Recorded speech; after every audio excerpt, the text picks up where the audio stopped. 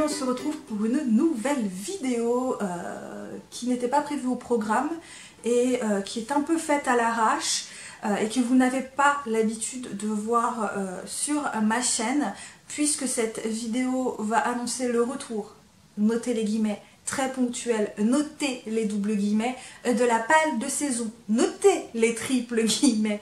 Oui, j'ai décidé de faire une palle de saison cette année pour l'automne, voilà, donc qui comportera les 3 mois octobre, novembre et décembre, donc début octobre jusqu'à fin décembre, parce que dernièrement j'ai des envies un peu particulières sans en avoir envie. Par exemple, je sais qu'il y a le challenge que j'ai vu beaucoup tourner sur les chaînes, l'Automne Pumpkin Challenge, qui a été créé par la chaîne du Terrier de Guimauze, il me semble, donc je vous mettrai le lien en barre d'infos en dessous. J'ai également entendu parler du mois de la bitlite que Ludo de la chaîne Prends un livre et détends-toi a créé pour le mois d'octobre, donc pareil, lien en barre d'infos en dessous. Et j'ai également entendu parler du mois de l'imaginaire de la chaîne Littérature de l'imaginaire, je crois, je ne pourrais plus vous dire exactement parce que j'ai un gros trou. Pareil, barre d'infos en dessous. Donc tout ce melting pot m'a donné envie de faire une palle. Voilà, j'ai eu envie d'une palle, mais une palle de l'imaginaire dans toute sa généralité, mais pour l'automne, voilà. Pas juste pour un mois, parce que je sais que pour un mois, je n'y arriverai clairement pas. Vous savez que moi, les pales, c'est pas du tout mon délire, c'est quelque chose que je n'aime vraiment pas, parce que je me sens contrainte à partir du moment où j'ai une palle, je me sens contrainte de lire les livres de cette palle. Or, je déteste me sentir contrainte quand je lis un livre, et en général, j'ai plutôt tendance à prendre des livres qui n'ont rien à voir avec la palle que j'ai créée. Et même pour les challenges, je ne fais plus vraiment de palle, j'y vais vraiment au feeling. Je prends un livre qui va correspondre au challenge ou au menu du challenge, mais je farfouille dans ma bibliothèque, voilà. Je vais dire, oh bah tiens, j'ai envie de celui-là, oh bah tiens, j'ai envie de celui-là. Et puis finalement, si j'ai pas envie de lire un livre de ce challenge, bah je vais lire un autre livre qui n'a rien à voir et je reprendrai le challenge un peu plus tard. C'est plutôt ce mode-là de fonctionnement qui fonctionne bien avec moi, et les pales, c'est pas du tout le cas. Mais là, je me suis dit que pour l'automne, j'avais bien envie. Alors, je me suis fait toute une palle qui comporte 12, 13 ou 15 livres, je sais pas, j'ai pas compté, qui comporte que de la littérature de l'imaginaire, mais dans toute sa généralité, c'est-à-dire qu'il y a de la SF, de la fantasy, et je crois qu'il y a du post-apocalyptique aussi. Enfin, voilà, je me suis fait une palle comme ça. C'est une liste exhaustive de cette palle. Voilà, je vais faire cette palle, mais c'est pas dit que je vais lire tous les livres, et c'est pas dit que je vais pas changer de livre en cours de route, et plutôt avoir envie d'un autre type de livre de l'imaginaire plutôt que celui que j'avais prévu au départ. Voilà. Bref, on va commencer parce qu'il y a quand même une bonne tripotée de livres à vous présenter dans cette palle. Je commence par 2 reliques qui traînent dans ma palle depuis plusieurs années déjà, et qu'il est absolument temps que je lise. Le premier, il s'agit donc de Zodiac, le tome 1 de Romina Russell, ici publié chez Michel Lafon. Donc ici on est dans de la SF, on va suivre une jeune fille qui est du signe du cancer, et elle a des cauchemars, des visions, et un jour une lune de sa planète va exploser, et à partir de là elle va chercher avec d'autres amis à elle de prévenir les autres constellations des signes du zodiaque qu'il y a une grave entité qui leur veut du mal, puisque on nous dit que car les 12 signes du zodiaque étaient 13 à l'origine. Voilà, j'en sais pas plus, je sais qu'il avait eu de bonnes critiques ce roman, et il traîne dans ma palle depuis très longtemps. Du coup je me suis dit que c'était l'occasion pour tenter de lire du coup ce livre. Une nouvelle relique, il s'agit du premier tome de la saga de Alive de Scott Sigler, publié ici aux éditions Lumen. Ici c'est pareil, c'est plutôt du post-apo ou de la dystopie, je sais pas trop, ou de la SF. Donc ici on va rencontrer une jeune fille qui va se réveiller dans un sarcophage, qui sait que c'est son anniversaire, et elle va découvrir d'autres jeunes gens comme elle dans d'autres sarcophages qui eux-mêmes pensent également que c'est leur anniversaire et qu'ils ont 12 ans alors qu'ils sont plus âgés.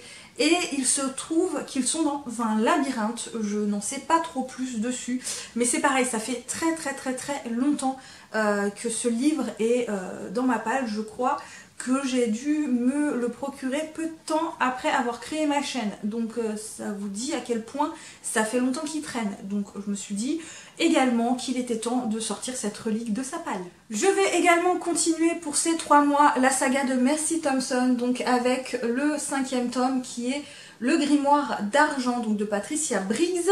Et ici, ça parle d'un grimoire d'argent, mais je sais plus c'est quoi le résumé. C'est pas grave, vous savez que j'aime beaucoup Patricia Briggs. Cette saga de Mercy Thompson est une saga doudou que je prends un plaisir absolument phénoménal à relire. Et celui-là, je pourrais presque le mettre dans le challenge de Ludo prends un livre et détends-toi, puisque au départ j'avais décidé d'y participer que pour 2 livres, parce que j'avais pas envie de faire un très gros challenge là-dessus. Et dans ces 2 livres, il y a un livre libre et un livre qu'il faut choisir qui est de la couleur marron. Donc il y a de la couleur marron. J'aurais très bien pu participer à ce challenge avec ce livre-là. Voilà, peut-être que j'y participerai d'ailleurs. On continue avec encore une fois de l'ASF. Il s'agit du premier tome d'Alter Carbone, donc Carbone modifié de Richard Morgan, publié chez Brajlon, donc en format poche. Ici on est dans du SF futuriste très éloigné, où les gens ont la possibilité de changer de corps quand ils décèdent, puisque les corps au niveau de la base du cerveau, il y a leur esprit ou leur intelligence et leur mémoire, et il suffit qu'on mette la puce sur un autre corps, et voilà, on ressuscite dans un autre corps, tout simplement. Et on va suivre un homme qui va être sorti de prison dans un sens, pour mener une enquête. J'en sais pas plus, mais apparemment c'est un très bon SF. En plus j'avais vu la série à cette époque-là quand elle était sortie, j'avais surkiffé cette série, donc voilà, je pense que celui-là il va être plutôt cool. En plus c'est un petit pavé, donc... Je reprends avec de la jeunesse. Il s'agit donc du premier tome d'Aberration, le réveil des monstres de Joseph Delaney, publié chez Bayard. J'ai pas terminé sa saga de l'épouvanteur, j'en suis au tome 3 ou 4, je sais plus, mais c'est pas grave parce que celui-là me fait trop envie. On est encore dans un peu un univers assez sombre jeunesse, puisqu'on va suivre un jeune garçon qui, je sais plus comment il s'appelle par contre, Crafty, qui parle avec les morts et qui va être envoyé dans une espèce de brume qui transforme les gens en monstres. Je n'en sais pas plus, mais il me fait trop de l'œil. D'ailleurs, je pense qu'il va faire partie des premières lectures de la saison. Je vais me lancer dans le tome 4 de Alex Verus, donc Les élus de Bénédicte Jacquat. Vous le savez, cette saga pour moi est un énorme coup de cœur. Ça a été un énorme coup de cœur de l'année 2018. J'avais surkiffé les 3 tomes. Plus ça allait, plus je trouvais que cette saga se peaufinait et prenait en ampleur et qu'elle devenait absolument géniale. Du coup, je vais me lancer également dans ce tome 4 qui va faire certainement également partie des premières lectures de la saison. Et par contre, je ne sais pas pour le tome 4 de quoi ça parle, parce que j'ai pas lu le résumé ou alors je m'en souviens plus. De toute façon, je m'inquiète pas, j'adore trop cette saga. Je vais également lire le tome 2 de Gary Cook, donc La Voix des Étoiles de Romain Quiro et Antoine Jaunin, publié chez Nathan. Ça fait un moment qu'il doit être lu celui-là, parce que je me suis procuré pratiquement à sa sortie. J'avais beaucoup aimé le premier tome et j'ai très envie de savoir ce que va devenir nos 3 amis dans ce second tome, puisque cette fois ils ne sont plus sur Terre mais dans l'espace, et j'ai hâte de savoir ce qui leur arrive. Une nouvelle relique qui attend dans ma palle depuis Pétaouchnok. Il s'agit du premier tome de la saga des Outrepasseurs, donc Les Héritiers de Cindy Van Wilder, publié aux éditions Gulfstream. Je ne sais même plus c'est quoi le résumé. Je crois qu'on va suivre un garçon qui s'appelle Peter et qui va se retrouver dans une bibliothèque et vivre des aventures. Je crois qu'on va essayer de le tuer ou je sais plus trop quoi. Mais c'est pareil, j'avais beaucoup entendu de bien de cette saga. D'ailleurs j'ai les 3 tomes, il me reste plus que le 4e tome. Mais il est temps que je me lance dans cette saga, parce que ça fait très longtemps qu'il me fait envie, mais ça fait très longtemps qu'il traîne dans ma palle, enfin dans ma bibliothèque, donc autant le commencer. Je vais également lire Poussière fantôme de Emmanuel Chastelière, publié aux éditions Scrinéo, donc c'est en un tome. Et celui-là, il m'a été offert par Maud l'année dernière pour mon anniversaire, je crois.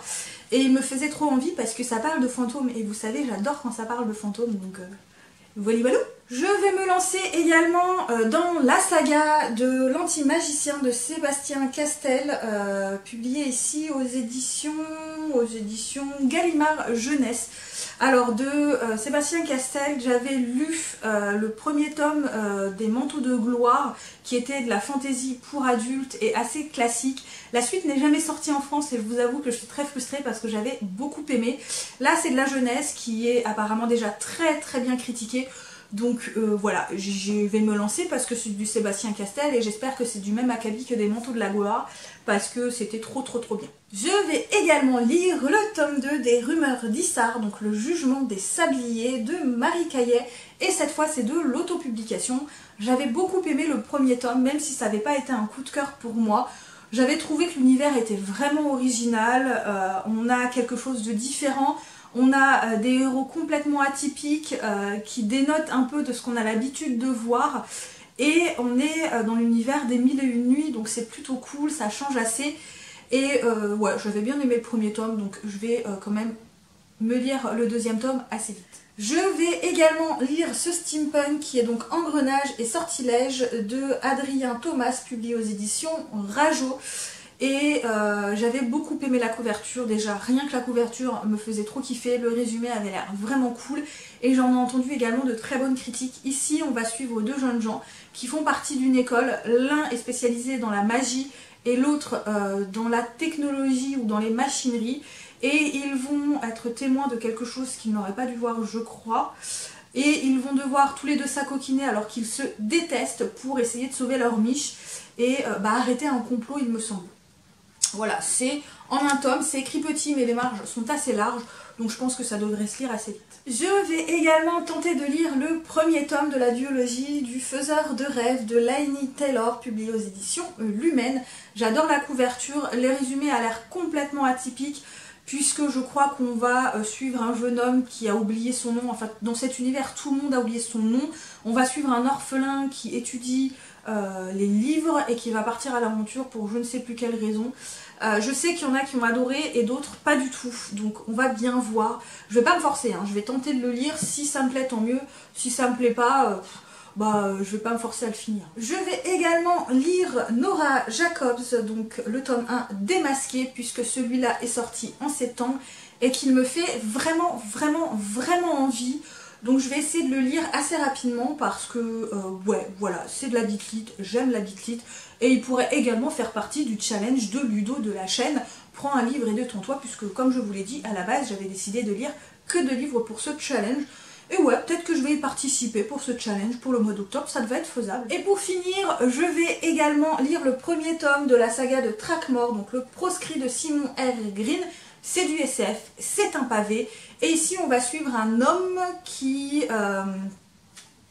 va être trahi par une impératrice, je crois, qui va lui enlever son trône ou je sais plus trop quoi, et qui du coup va le traquer à chaque fois. Mais j'en sais pas plus, c'est du SF, mais si c'est du SF avec une couverture, moi comme ça, qui me fait juste trop envie. Alors la couverture, elle a rien de spécifique, mais je sais pas, j'ai l'impression en voyant la couverture que ça fait un peu du genre roman KPDP, mais version futuriste et dans l'espace. Voilà, un space opéra avec cap et épée, je trouve que le mélange a l'air vraiment de détonner et ça me fait vraiment envie depuis un certain temps, puisque celui-là je le considère déjà comme une relique de ma palle. Voilà. Et voilà, j'en ai du coup terminé pour cette petite moyenne palle pour les 3 mois à venir.